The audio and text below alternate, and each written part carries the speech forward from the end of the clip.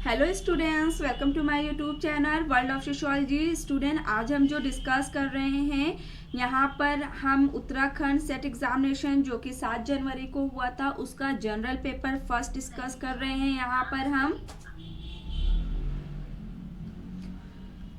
यहाँ पर फर्स्टली तो आप लोग अगर मेरे चैनल पर न्यू हैं तो आप लोग एक मिनट बेटा, आई होप थिंक सो कि आप लोगों को मेरा वीडियो और ऑडियो सब क्लियर होगा। नाउ आप लोग अभी तक अगर चैनल पर न्यू हैं और आप लोगों ने मेरे चैनल को सब्सक्राइब नहीं किया है, चैनल सब्सक्राइब कर लीजिए, वीडियो को लाइक कर दीजिए और अपने फ्रेंड्स के साथ भी आप इस चैनल को शेयर करिए। अगर आप उत्तराखंड से हैं या आप सेट किसी भी स्टेट का प्रिपरेशन कर रहे हैं या नेट एग्जाम की किसी भी स्टेट की प्रिपरेशन कर रहे हैं, सोशियोलॉजी सब्जेक्ट से एंड पेपर फर्स्ट भी मैं डिस्कस करती रहती हूँ बीच बीच में। नाउ यहाँ पर आप मेरे टेलीग्राम की लिंक दिख रही है आपको, आप मेरे टेलीग्राम चैनल पर भी ज्वाइन हो जाए जिसमें क्लास की जो भी नोटिफिकेशन होती है या कोई भी आपकी ऐसी चीज़ें जो कि एग्ज़ाम के लिए आपके इम्पॉर्टेंट होती हैं मैं वो शेयर करती रहती हूँ, तो आपको टाइमली इन चीज़ों का पता चल जाएगा। तो अब हम यहाँ पे स्टार्ट करते हैं पेपर फर्स्ट का डिस्कशन। और एक चीज़ और, यहाँ पे पेपर फर्स्ट का डिस्कशन तो हम कर ही रहे हैं, साथ ही साथ मैं आज इवनिंग में 5 बजे समथिंग क्लास 1 रखूँगी जहाँ पर आप पेपर फर्स्ट और सोशियोलॉजी में जो आंसर के आप चैलेंज करेंगे उसके बारे में हम बात करेंगे। और जो स्टूडेंट मुझे व्हाट्सअप या फिर आप लोगों ने मुझे मैसेज किया हुआ है टेलीग्राम पर तो कि आप लोगों को ऑथेंटिक प्रूफ चाहिए, तो मैं उनको इवनिंग में ऑथेंटिक प्रूफ भी दे दूंगी। ठीक है, तो आप लोग उस क्लास को, वो लाइव क्लास मैं अभी शेड्यूल कर दूंगी, आप लोगों के साथ लिंक शेयर कर दूंगी। सो आप लोग उसको ज्वाइन ज़रूर कीजिएगा, उसमें पेपर फर्स्ट भी हम डिस्कस करने वाले हैं। नाउ यहाँ पे आई थिंक सबको ही ये स्क्रीन विजिबल होगी और आपको अच्छे से यहाँ पे पेपर दिख रहा होगा। ठीक है, सभी को यहाँ पर शो हो रहा होगा ना पेपर, ऐसा तो नहीं है कि शो नहीं हो रहा हो। अगर ऐसा कुछ हो तो आप लोग प्लीज़ मुझे बताएं क्योंकि मैं इसको थोड़ा सा, एक मिनट, अब ठीक है, ओके। सो यहाँ पे फर्स्टली ये मेरे पास जो क्वेश्चन पेपर है, ये क्वेश्चन सीरीज जो थी आपकी डी, ठीक है, सीरीज डी का ये है मेरे पास। नाउ यहाँ पे जो फर्स्ट क्वेश्चन दिया हुआ है ये क्वेश्चन है आपका कंप्लीट द सीरीज। यहाँ पे आपको सीरीज को पूरा करना है, तो सीरीज को पूरा करने के लिए यहाँ पे ये सीरीज दी हुई है जैसे कि आप देख सकते हैं, एक मिनट, ये सीरीज यहाँ पर दी हुई है। ठीक, अब इस सीरीज को हमको यहाँ पर पूरा करना है, D K Z E J Y and यहाँ पे बीच में क्या होगा ये बताना है। तो यहाँ पर मैं जो भी आंसर डिस्कस कर रही हूँ अकॉर्डिंग टू कुमायूं यूनिवर्सिटी से जो आंसर की आया हुआ है उसके बिहाफ पर ही मैं डिस्कशन कर रही हूँ, और जो आंसर मुझे गलत लगेगा मैं यहाँ पर बताती चलूँगी। साथ ही साथ आप लोगों को भी अगर ऐसे लगे कि ये आंसर सही नहीं है, गलत है, तो आप लोग भी मुझे कमेंट बॉक्स में कमेंट करके ज़रूर मेंशन करें इस चीज़ को। नाउ यहाँ पर सेकंड क्वेश्चन है कि यदि कोलकाता को कोड यहाँ पर दिया हुआ है कि ये लिखा जाए तो वाराणसी का कोड क्या होगा। यहाँ पे हमको कोड निकालना है और कोड क्या होगा ये बताना है। तो जैसा कि निकालने पर भी यही आंसर आ रहा है और यूनिवर्सिटी ने भी यही आंसर भी माना हुआ है। नाउ क्वेश्चन नंबर थर्ड, तो ब्लड रिलेशन का ये क्वेश्चन था जैसे कि ए सी का पिता है और एक्स वाई का पुत्र है, ई ए का भाई है, यदि सी एक्स की बहन है तो भाई का आपकी यहाँ पर वाई का ई से क्या संबंध है, वाई ई से कौन संबंधित है। ठीक है, तो वाई ई से जो संबंधित है यहाँ पे राइट आंसर भाभी हो जाएगा। नाउ नेक्स्ट क्वेश्चन है क्वेश्चन नंबर फोर्थ, यहाँ पे 246.15 का कितना प्रतिशत 49.30% होगा। तो यहाँ पे अगर आप इसको निकालें तो 40, यहाँ पर क्या है हमारा 49.3, ठीक है, 49 पॉइंट हमको 30 का अगर निकालना है तो 246.50 इंटू 20 अबाउट अपॉन 100, तो 0 से 0 कट कर देंगे, यहाँ पे हम 5 आ जाएगा। इस तरह अगर हम करके निकालेंगे तो यहाँ पर हमारा आंसर जो निकल कर आ रहा है वो 20 डायरेक्ट आ जाएगा। ये डायरेक्ट क्वेश्चन था। अगर आप लोगों को ये क्वेश्चन आता है निकालना तो ये बहुत इजी क्वेश्चन आया था, ये क्वेश्चन टफ नहीं आया हुआ था। नाउ यहाँ पर नेक्स्ट क्वेश्चन अब हम देखेंगे, एक मिनट। ओके, ये क्वेश्चन है, अगर आप लोगों को स्क्रीन में कोई भी गड़बड़ी लगे, आप लोगों को अगर ये क्लियर नहीं हो, प्लीज मुझे आप लोग कमेंट बॉक्स में कमेंट जरूर करिएगा। ये क्वेश्चन है हमारा, निम्न 2 पाई चार्टों का ध्यान पूर्वक अध्ययन कीजिए एवं प्रश्न 5 और 9 तक का उत्तर दीजिए। ये चार्ट विभिन्न कॉलेजों में स्नातक परास्नातक पाठ्यक्रमों में प्रवेश के आंकड़ों को प्रदर्शित करता है। तो यहाँ पे एक चार्ट बना हुआ है आपके सामने और चार्ट के अकॉर्डिंग आपको यहाँ पर आंसर करना है। ठीक है, तो यहाँ पे फर्स्ट जो क्वेश्चन ये दिया हुआ है ये है कि कॉलेज ए के स्नातक एवं परास्नातक पाठ्यक्रम में प्रवेश का अंतर बताना है। तो प्रवेश का अंतर 1400 था यहाँ पर। एंड सेकेंड क्वेश्चन, इसको मैं डायरेक्ट कर रही हूँ, सॉल्व नहीं करा रही हूँ एक एक क्वेश्चन। नाउ सेकेंड है, कॉलेज बी की स्नातक एवं परास्नातक पाठ्यक्रमों में प्रवेश की कुल संख्या कितनी थी? तो 96,100 थी, सॉरी 100 है ये। नाउ सेवन क्वेश्चन है, कॉलेज डी के परास्नातक स्नातक पाठ्यक्रमों में प्रवेश का अंतर क्या है? तो 1600 का अंतर था प्रवेश का यहाँ पर। और यूनिवर्सिटी ने भी जो आंसर यहाँ पे माना हुआ है वो भी ठीक आंसर, जो हमारी आंसर की आई है उसमें भी ये सही आंसर है। ऐसा नहीं है कि हम इसको डाउट में रखें इस आंसर को। तो जो क्वेश्चन डाउट के होगा वह मैं आप लोगों को क्लियर करती चलूंगी। नाउ ये है क्वेश्चन, किसी भी कॉलेज युग्म का लेते हुए स्नातक के अधिकतम प्रवेश एवं परास्नातक के अधिकतम प्रवेशों की संख्या में क्या अंतर है? तो यहाँ पे प्रवेशों की संख्या में अंतर बताना है। 1600 का अंतर यहाँ पर आ रहा है। Now question number 9, college D एवं कॉलेज ई की स्नातक एवं परास्नातक को मिलाकर कुल प्रवेश संख्या में कितना अंतर है? तो 2000 का अंतर आ रहा है। नेक्स्ट क्वेश्चन यहाँ पे क्वेश्चन नंबर 10, ये हमारा पाई चार्ट का क्वेश्चन एंड हो गया है। अब यहाँ से हम नया क्वेश्चन करेंगे, काइगा परमाणु ऊर्जा संयंत्र, ठीक है, निम्नलिखित में से किस राज्य से संबंधित है? तो ये कहाँ पर स्थित है आपको ये बताना है। ये कर्नाटक में स्थित है और ये राइट आंसर भी है। भोपाल 83 कब हुई? तो भोपाल डाइजेस्टर ये बहुत बार हमारे ये एनटीए में ने भी पूछा हुआ है नेट एग्जामिनेशन में। 3 दिसंबर 1984 को हुआ था ये 83 जो हुई है। नाउ नेक्स्ट क्वेश्चन यहाँ पे, एक मिनट, नेक्स्ट पेज पर है वो। सो यहाँ पर मैं इंग्लिश नहीं प्रोनाउंसिएशन यहाँ पर कर रही हूँ, इंग्लिश को मैं नहीं पढ़ रही हूँ। इंग्लिश वाले बच्चे इंग्लिश देख लेंगे। यहाँ पर मैं इंग्लिश हिंदी में कर रही हूँ क्योंकि मोस्टली बच्चे वहाँ पर हिंदी में एग्जाम दिया है उन्होंने। नाउ ये क्वेश्चन है, निम्नलिखित में से किसने यहाँ पर निम्नलिखित में से किसने मालगुडी डेज नामक पुस्तक लिखी है? तो मालगुडी डेज आर.के. नारायण की ये बुक है, ये भी राइट है, आयोग ने भी इसी को माना है। क्वेश्चन नंबर 13, तो क्वेश्चन नंबर 13 को ध्यान से पढ़िएगा, निम्न में से कौन सा विकार मनुष्य के और से आर्सेनिक विषाक्तता से होता है? देखिए यहाँ पे आयोग का जो आंसर आया हुआ है वो सर्कुलेटरी सिस्टम का विकार आया हुआ है, ठीक है, disorder of circulatory system. But यहाँ पर अगर आप देखें डिसऑर्डर ऑफ स्किन भी इसका वो होता है, ठीक है, विकार होता है, ऐसा नहीं है कि नहीं होता है। तो यहाँ पर वैसे तो अगर दोनों आंसर में से हम एक मतलब दोनों में से ज़्यादा अप्रोप्रिएट आंसर मांगने तो त्वचा का विकार होना चाहिए, ना कि ये होना चाहिए। लेकिन दोनों ही ऑप्शन सही है, यहाँ पे हम ये नहीं कह सकते कि ये गलत है या ये गलत है, दोनों ही ऑप्शन सही है। अब यूनिवर्सिटी इसमें क्या करती है, हो सकता है क्वेश्चन को डिलीट किया जाए, और अगर क्वेश्चन डिलीट होगा तो आप सभी को इसका बेनिफिट मिलेगा, सारे के सारे स्टूडेंट को क्वेश्चन डिलीट होने पर इसका बेनिफिट सबको ही मिलेगा। तो अब ये तो मैं नहीं कह सकती हूँ कि होगा कि नहीं होगा, अगर कोई क्लेम करेगा तो ऐसा हो सकता है। नाउ क्वेश्चन नंबर 14, सो एक मिनट, क्वेश्चन नंबर 14 है, निम्न में से कौन कृषि में कीटनाशकों के प्रयोग के हानिकारक परिणाम है।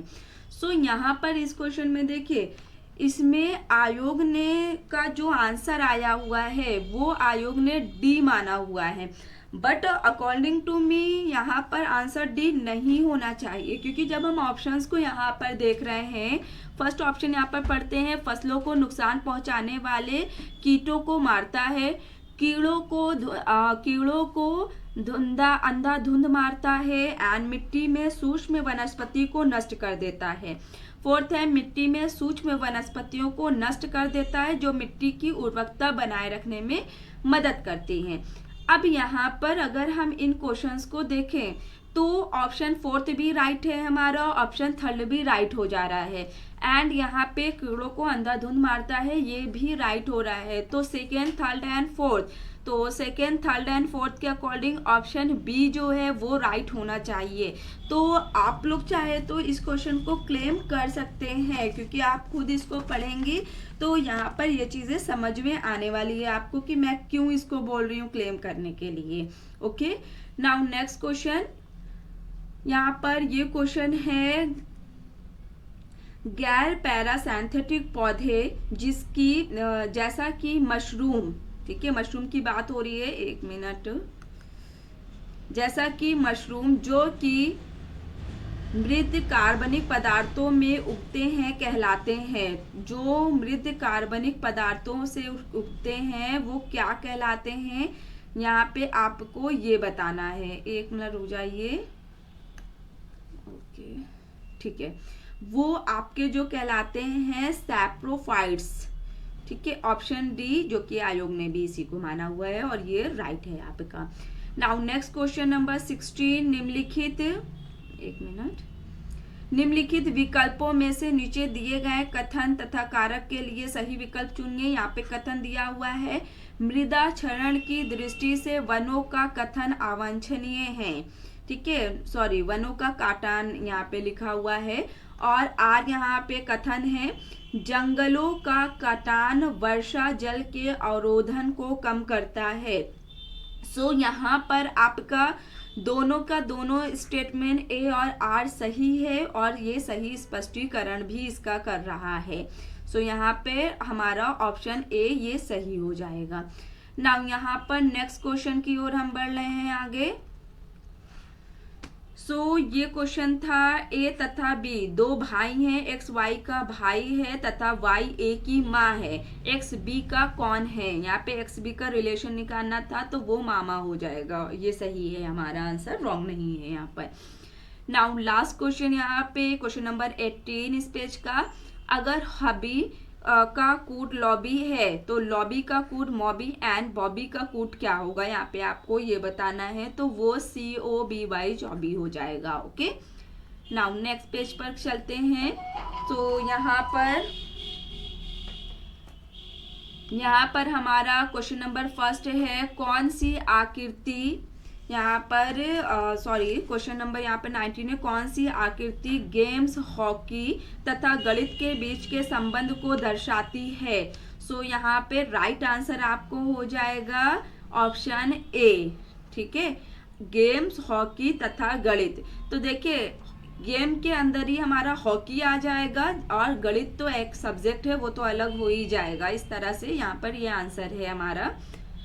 नाउ 22 मई 2012 को सप्ताह के दिन की गणना करें, तो सप्ताह का दिन मंगलवार हो जाएगा, ये भी राइट आंसर है, रॉन्ग नहीं है, आयोग ने भी इसी को माना है।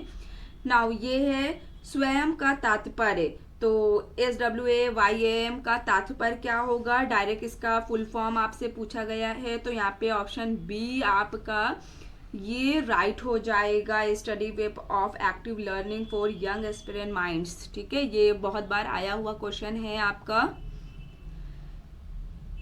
नाउ क्वेश्चन नंबर 22 यहाँ पर है हमारा, कि निम्न में से कौन सा एक मेल डिलीवरी प्रोटोकॉल, तो मेल डिलीवरी प्रोटोकॉल आपका जो यहाँ पर राइट हो जाएगा SMTP, ठीक है, SMTP ऑप्शन सी ये राइट आंसर यहाँ पे आपका हो जाएगा। एक मिनट बेटा। ओके, नाउ क्वेश्चन नंबर 23 यहाँ पर है HTML निम्न में से किसमें प्रयुक्त होता है? तो HTML वेब डिजाइनिंग के लिए यूज करते हैं हम लोग। 24 इंटरनेट की एक व्यापक सूचना प्रणाली जो हाइपरटेक्स्ट लिंक द्वारा दस्तावेजों को अन्य दस्तावेजों से जुड़े होने जोड़ने की सुविधा प्रदान करता है, उसे कहते हैं, उसको क्या कहते हैं? तो उसको हम वर्ल्ड वाइड वेब कहते हैं, WWW। नाउ 25 इंटरनेट कार्य करता है क्योंकि इसमें जुड़ा प्रत्येक कंप्यूटर समय तथा डाटा फॉर्मेट को नियंत्रित करने के लिए नियमों तथा प्रक्रिया का एक ही समूह प्रयोग करते हैं। इन नियमों को कहते हैं, तो इन नियमों को TCP/IP बोलते हैं। ठीक है, यहाँ पे इंग्लिश में देखिएगा, ज्यादा समझ में आएगा इससे। नाउ ये क्वेश्चन है आपका क्वेश्चन नंबर 26। सो एक मिनट, सॉरी स्टूडेंट, उसी पेज पे मैं चल रही हूँ, wait a minute. So question number 26, I hope screen clear होगी आप लोगों को सभी को। यहाँ पे 26 पर आपका क्वेश्चन है, एक 3 वर्षीय स्नातक पाठ्यक्रम में राष्ट्रीय शिक्षा नीति 2020 के अनुसार कितने प्रवेश और निकास विकल्प उपलब्ध हैं? तो 3 वर्षीय में 2 प्रवेश 2 निकास उपलब्ध है। नाउ नेक्स्ट क्वेश्चन है यहाँ पर 27, UGC द्वारा विनियमित अकादमिक प्रतिबद्धता और साहित्यिक चोरी नियमानुसार कितने प्रतिशत सामग्री समानता स्वीकार है? 10% ही साहित्य चोरी की जा सकती है, उससे ज्यादा नहीं की जा सकती है। नाउ 28, राज्य को GDP का 6% शिक्षा पर खर्च अनिवार्य किया जाना चाहिए। यह संतुति पहली बार किसने दी थी? तो कोठारी आयोग ने दी थी ऐसी संतुष्टि कि एजुकेशन पर भी 6% आपका व्यय होना चाहिए, खर्च करना चाहिए। नाउ 29 यहाँ पर भारत में उच्च शिक्षा को विनियमित करने वाली सर्वोच्च संस्था है। उच्च शिक्षा UGC आप सभी जानते हैं, आपकी यूनिवर्सिटी ग्रांट कमीशन, जो कि उच्च शिक्षा को आपको संस्था मानी जाती है जो विनियमित करती है। नाउ नेक्स्ट क्वेश्चन, यहाँ पर नैक ग्रेडिंग के दौरान कौन सा घटक महत्व नहीं रखता है? तो नैक ग्रेडिंग की बात हो रही है, छात्रों का रोजगार यहाँ पे ये महत्व नहीं रखता है, बाकी सब महत्व रखते हैं। 31, हाल ही में जारी उच्च शिक्षा योग्यता रूपरेखा NHEQF का मसौदा किसने तैयार किया था? तो UGC ने इस मसौदे को तैयार किया था। एक मिनट।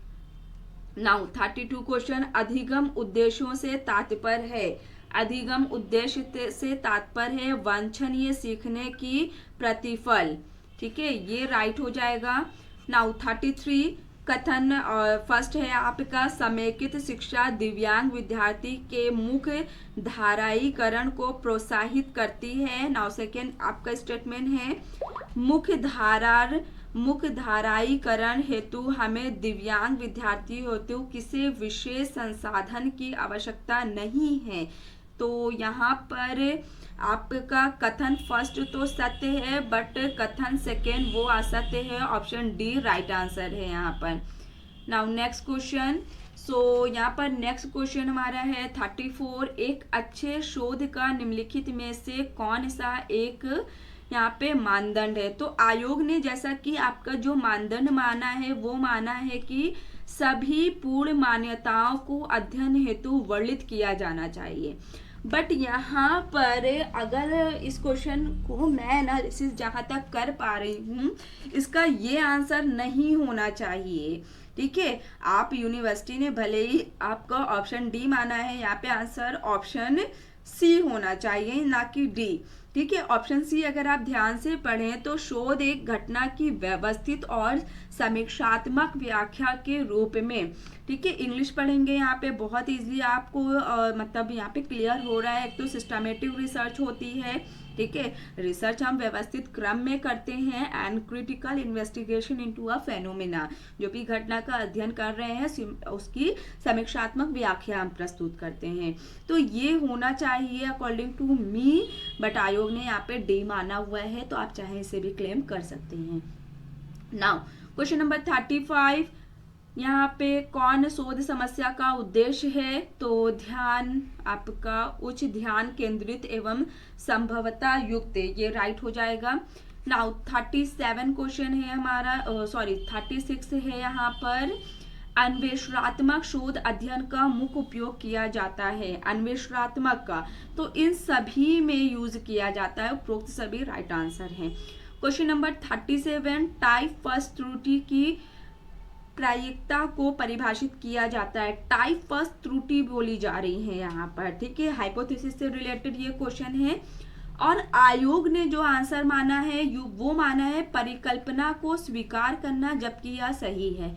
लेकिन यहाँ पे ये क्वेश्चन रॉन्ग हो रहा है आंसर, क्योंकि यहाँ पे टाइप 1 त्रुटि को, टाइप 1 एरर जब हम देखते हैं तो आपका ऑप्शन ए ये राइट होना चाहिए, ठीक है। सो इसलिए मैं ये क्वेश्चन को आप लोग क्लेम करिए बोल रही हूँ, क्योंकि यहाँ पर ये आंसर नहीं होगा, ऑप्शन ए ये राइट आंसर हो जाएगा। ओके, नाउ नेक्स्ट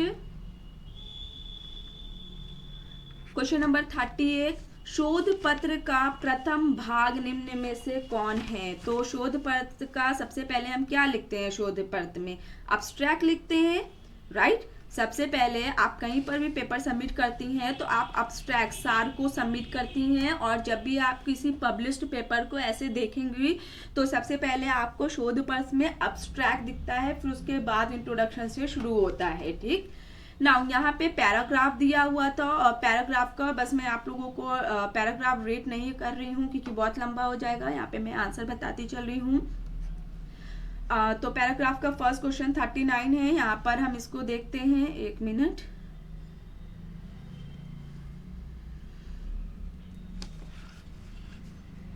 ओके, सो ये क्वेश्चन है हमारा, ये गद्यांश कहता है कि यह विधेयक मीडिया को महिलाओं के शोषण के प्रतिबंधित करने हेतु, तो सबसे पहली लाइन ही यहाँ पे दी हुई है, केंद्रीय मंडल द्वारा यहाँ पे चर्चा की गई है। केंद्रीय मंत्र आपके मंत्रिमंडल द्वारा ये एक चर्चा की गई है, ये राइट हो जाएगा यहाँ पर। नाउ नेक्स्ट क्वेश्चन, एक मिनट।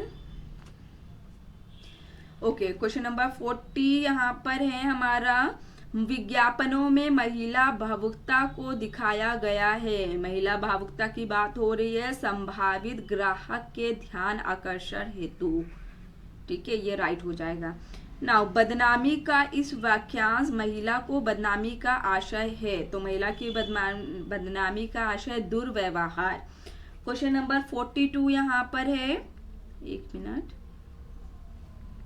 ओके, निम्न में से किस मीडिया को महिलाओं को बदनाम करने का सर्वाधिक श्रेय दिया गया है? तो चलचित्र फिल्मों को दिया गया है महिलाओं को बदनाम करने का श्रेय। 43, उपयुक्त गद्यांश के आधार पर सार्वजनिक स्थानों पर महिलाओं के साथ छेड़छाड़ के लिए उकसाने हेतु किसे जिम्मेदार माना गया है?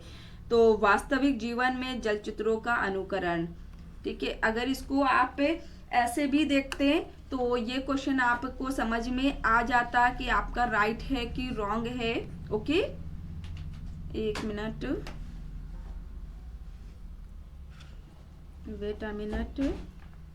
सो यहाँ पे बी राइट हो जाएगा, क्योंकि हम लोग क्या करते हैं ना, फिल्म देखकर अपनी लाइफ में वो रियल मानने लग जाते हैं। Now next question, wait a minute, एक मिनट बच्चे।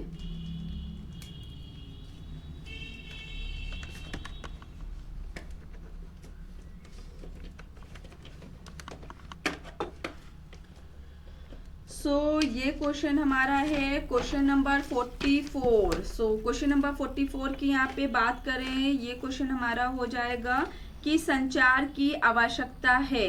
संचार की आवश्यकता उपरोक्त सभी में होती है, यहाँ पर ये राइट आंसर भी हमारा है, ये रॉन्ग नहीं होगा। नाउ 45 ये क्वेश्चन है, माइक्रोफोन एक हाई फाई यंत्र है, यहाँ फाई का आशय है तो माइक्रोफोन में हाई फाई का जो आशय है वो फिडेलिटी होता है, ठीक है। सी यहाँ पे राइट हो जाएगा आपका। क्वेश्चन नंबर 46 है, विश्वविद्यालय अनुदान आयोग यूजीसी की बात हो रही है। यूजीसी द्वारा दूरदर्शन पर किस वर्ष शैक्षिक कार्यक्रम प्रारंभ किया गया था? तो 1984 में एजुकेशनल प्रोग्राम स्टार्ट हुआ था, ये राइट हो जाएगा।